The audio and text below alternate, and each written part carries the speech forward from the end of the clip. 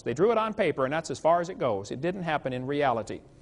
DNA does not prove evolution. It proves creation. It proves a designer. Fossils do not provide any evidence for evolution. Fossils don't count at all.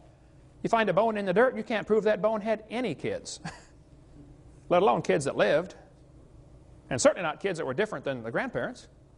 Fossils simply are a dead-end street. They don't count for evolution. The Earth is not billions of years old, and the Earth was never a hot molten mass. The Pangea theory that's taught in your books never existed.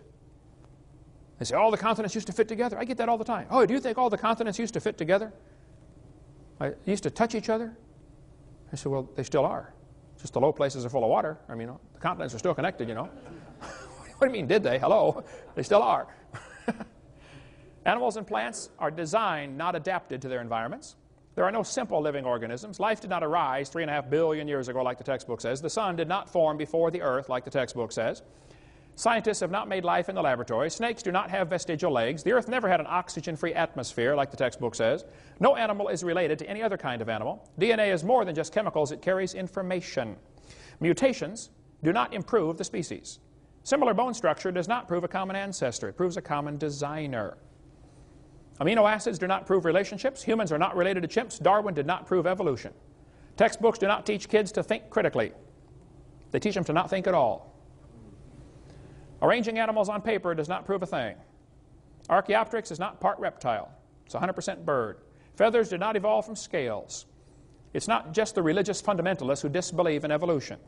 Most folks disbelieve in evolution. Evolution is not a light which illuminates all facts. There is no evidence for the magnetic reversals at the ocean floor. The Constitution does not discuss separation of church and state. Does not discuss that. The Supreme Court did not ban creation. Let's give a little bit of the history of what really happened. In the 1800s, almost all the textbooks were thoroughly packed with information about creation, Christianity, godly teaching. Kids memorized Bible verses. I remember in public school in Illinois growing up, we memorized Bible verses and said prayer every morning. Didn't hurt the kids a bit. Helped them quite a bit. Back then, kids got in trouble for throwing spit wads. Today, it's for bringing guns and shooting people. It's a different world, and some of you older folks know what I'm talking about. It has changed radically. In 1925, Tennessee passed a law that said you cannot teach creation, you cannot teach evolution. It actually banned the teaching of evolution in the public schools. It's called the Butler Act. The ACLU, which is the American Communist Lawyers Union, decided they wanted to test this law. So they ran an ad in the paper, said, we're looking for a teacher willing to claim that he taught evolution so we can have a trial to try to get this law overthrown. A guy named John T. Scopes volunteered. He said, I don't know if I taught evolution or not, but I did sub for a biology class one day, and I think all we had was a study hall, but if you want me to go testify that I taught evolution, I'll do it. So John Scopes went on the trial, lasted 10 days in the hot July, Tennessee summer. After 10 days, John Scopes was found guilty of breaking the law. The law said, you can't teach evolution. He claimed he did, so he's found guilty. He admitted he did. He was fined $100. Case was over. Later, the fine was overturned on a technicality, but the judgment was not overturned. The evolutionists lost the Scopes monkey trial. If you want to read the entire story about what really happened, you can see it right here in this book, The Scopes monkey trial, the world's most famous court trial. And by the way, if there's a movie circulating around your school called Inherit the Wind, you better be real careful about that. That's a dangerous movie. That does everything they can. It twists everything about the trial to make the Christians look dumb. You want to read word for word every word that was spoken there? Here it is right here, the court transcript verbatim. You can get it from Bryan College in Dayton, Tennessee. The Dayton courthouse is still there with a big museum where you can go out through and see where it actually happened. If you go north of Chattanooga about, I don't know, 70 or 80 miles, you can get to Dayton, Tennessee. Been through there a bunch of times. There's a good a good book expose about the Inherit the Wind movie that circulates around. And just about every year, this is shown in public schools here in Pensacola, where they try to teach the kids the Christians were dumb and they lost the trial. They changed all sorts of things about that. And you ought to be up in arms over that being shown to your kids. You can sign a statement saying, I don't want my child shown the movie Inherit the Wind. Have it notarized and take it into the school. They won't show your kid. You say it's against my religious convictions to lie to my kids, and that movie's a lie. Okay? But I guarantee it'll be shown this year and next year and the next year. I saw it about 4 times growing up before I realized what a lie it was. You want to get the material from Bryan College, there's their phone number, or from George Serrell, who has an excellent article about the Inherit the Wind, what really happened in the book, The Real Trial, compared to the Inherit the Wind movie, which is just baloney. Or you might want to get the book Ride to Glory. You can get it through our ministry. I don't read novels much, but this one is incredible. This guy said, what if the Scopes trial was redone now, in the 21st century, at a modern university? Whew. Brother, I couldn't put it down. I mean, I read a lot of books, but this one, I never should have started it, man. I couldn't. I didn't sleep for 4 days trying to finish that. I wasn't quite that bad, but in 1968, the last law banning evolution was overturned. Now keep in mind, there were many laws against teaching evolution until 1968. There's never been a law against teaching creation. The laws banned evolution. In 1980, the state of Arkansas passed a law and said, we want balanced treatment. If the teacher teaches evolution, they must also teach creation. Give it balanced treatment.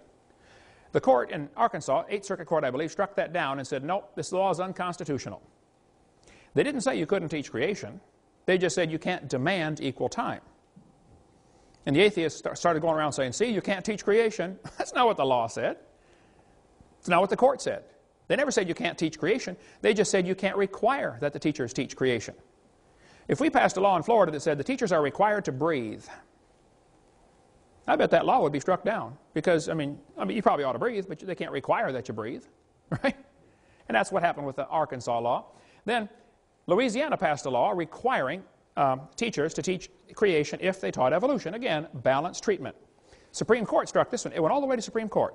Supreme Court struck it down. After the 1987 ruling by the Supreme Court, Stephen Jay Gould, who hated creationists and had a set of my tapes on his shelf. I went up and visited his office. His secretary was there. She said, yeah, he's got your tapes right here, Mr. Hovind. I never did get to meet him. He died a few years ago. He knows better now. He's no longer an evolutionist. But Stephen Gould said after the verdict, he said, no statute exists in any state to bar instruction in creation science. It could be taught before and it can be taught now. They never said you can't teach creation. The court said you can't require it. That's all. And don't let anybody tell you different. That's what the law, that's where it stands right now.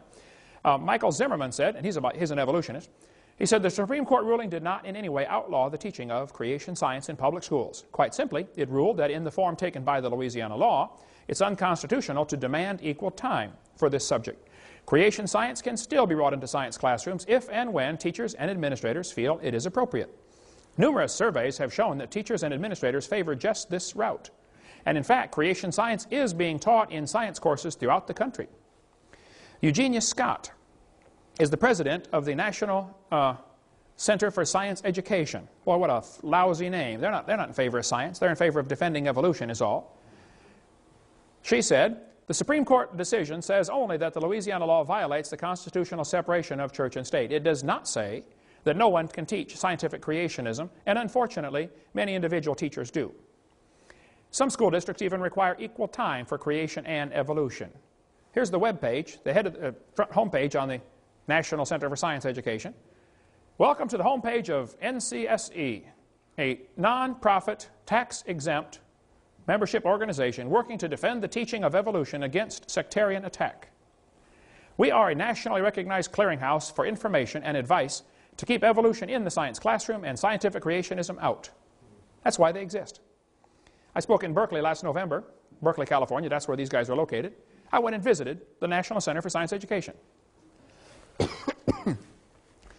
It's a little bitty storefront building.